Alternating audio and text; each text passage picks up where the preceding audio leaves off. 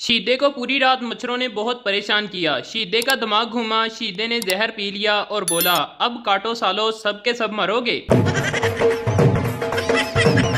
फकीर ने घर के सामने आवाज लगाई, बहन रोटी दो, भूखा हूँ। अंदर से आवाज आई, तेरी बहन मैके गई हुई है, आज तेरा बहनोई भी भूखा है। बीवी, अगर मैं वक्त होती तो लोग मेरी कितनी कदर करते। शोहर, फिर तो लोग तुम्हें दूर से ही देखकर डर जाते। बीवी, वो क्यों। शोहर, लोगों ने कहना था, वो देखो हमारा बुरा वक्त आ रहा है।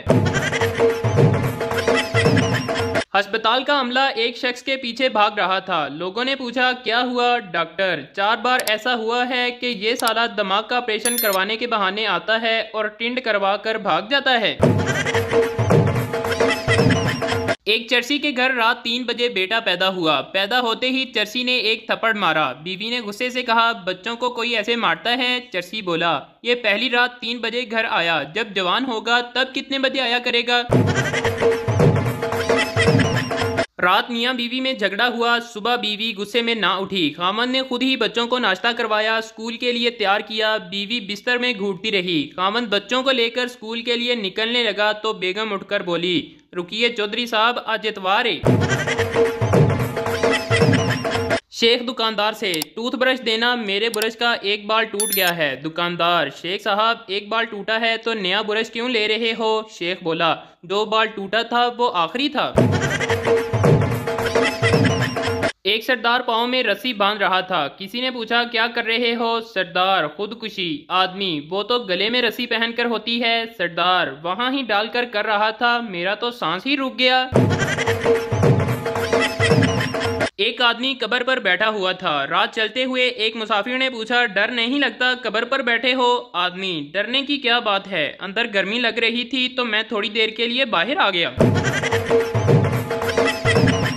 पड़ोसी, यार तेरे घर से रोज हंसने की आवाजें आती हैं, इस खुशहाल जिंदगी का राज क्या है। आदमी, मेरी बीवी मुझे रोज फेंक फेंक कर जूतियां मारती है, अगर लग जाए तो वो हंसती है, अगर ना लगे तो मैं हंसता हूँ।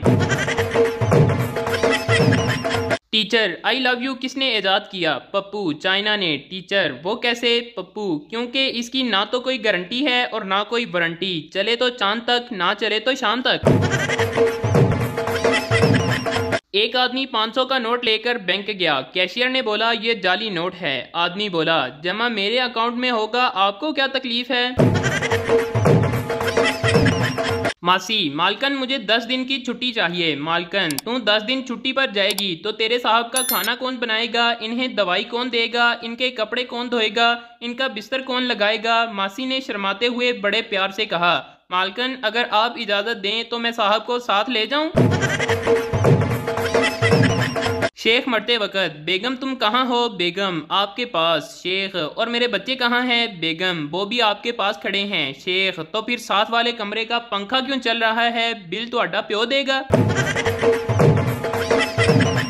ट्रेन में एक मच्छर चाइनीज के हाथ पर बैठा तो उसने उसे पकड़कर खा लिया। फिर एक और मच्छर बराबर में बैठे हुए पाकिस्तानी के हाथ पर बैठा तो पाकिस्तानी ने मच्छर पकड़ा और चाइनीज से बोला, 50 रुपए में खरीदेगा क्या।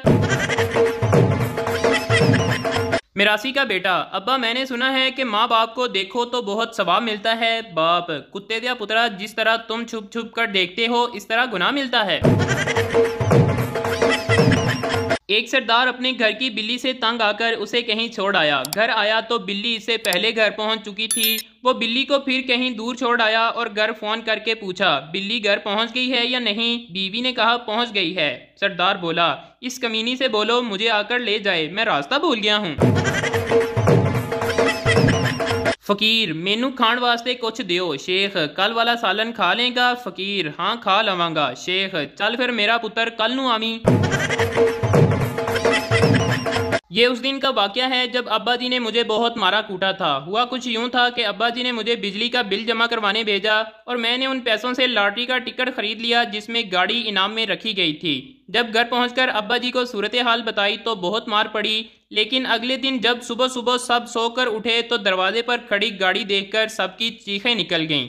सबसे ज्यादा मेरी चीखें बुलंद थी क्योंकि गाड़ी वापडा वालों की थी जो मीटर काटने आई थी और अब्बा जी ने फिर दोबारा मुझे कूटा। पठान एक घर में चोरी करने गया। तिजोरी पर लिखा था, तिजोरी को तोड़ने की जरूरत नहीं, स्टार 440 लगाओ और सामने वाले लाल बटन को दबाओ, तिजोरी खुल जाएगी। जैसे ही बटन दबाया, अलार्म बजा और पुलिस आ गई। जाते वक्त पठान मालिक मकान से बोला, खुदा का कसम आज इंसानियत से मेरा एतबार उठ गया है। मैं अकेला बैठकर न्यूज़ सुनूं तो आलू महंगे हो गए, पेट्रोल महंगा हो गया। जब अब्बू के साथ बैठकर खबरें सुनूं तो रिक्शे वाले की बेटी ने बोर्ड में टॉप किया है। और फिर अब्बू की एक नज़र मेरे पर और दूसरी नज़र जूती पर। अफसोसनाक खबर, लाहौर में 17 साला नौजवान ने जेब खर्च ना मिलने पर पंखे में रस्सी डालकर उसे नीचे उतारा और कबाड़ी को बेच दिया। शेख साहब ने अपनी नई कार दफ्तर के बाहर रोकी। अभी इसने कार का दरवाज़ा खोला ही था कि एक ट्रक ने ऐसी जोर की टक्कर मारी कि कार का दरवाज़ा दूर जा गिरा। पुलिस इंस्पेक्टर पहुंचा तो वो शख्स चीख कर कहने लगा, इतनी कीमती कार का ये हशर कर दिया। मैंने कल ही ये कार खरीदी थी, इतने रुपए ज़ाया हो गए। कितनी ही मरम्मत हो जाए लेकिन ये पहले जैसी नहीं हो सकती। इंस्पेक्टर ने कहा, मैंने आप जैसा आदमी पहले नहीं देखा। आपको कार के नुकसान की फिक्र है, ये एहसास नहीं है कि आपका पूरा हाथ कलाई से गायब है। शेख साहब ने एक नज़र अपने बाजू पर डाली और बेसाख्ता होकर बोले, हाय मेरे अल्लाह, मेरी तो राडो की घड़ी भी टूट गई है। शेख साहब ने तनख्वाह मुकर्रर करने के लिए नौकरानी से पूछा, पहले तुम जिस घर में काम करती थी वो क्या तनख्वाह देते थे? नौकरानी ने कहा, शेख साहब मत पूछें, वहाँ तो मैं सिर्फ रोटी पानी पर काम करती थी। शेख साहब ने कहा, तो फिर हमारे साथ कुछ रियायत नहीं करोगी? सुना है कि ये तय पाया कि नौकरानी इधर सोमवार और जुमेरात का रोज़ा रखे करेगी। रात कमरे का लॉक खराब हो गया। बीवी ने टॉर्च ली और मुझे साथ लेकर ठीक करने लगी। बीवी ने टॉर्च मुझे थमाई और खुद लॉक खोलने में मसरूफ हो गई। खासी देर गुजर गई लेकिन लॉक था कि खुलने का नाम ही नहीं ले रहा था। बीवी का पारा 7वें आसमान को छूने लगा। फिर उसने टॉर्च खुद पकड़ ली और मुझे कहा कि तुम ट्राई करो। मैंने कोशिश की तो लॉक फौरन खुल गया। बीवी मुझ पर बरस पड़ी और कहने लगी, अब पता चला कि टॉर्च कैसे पकड़ते हैं।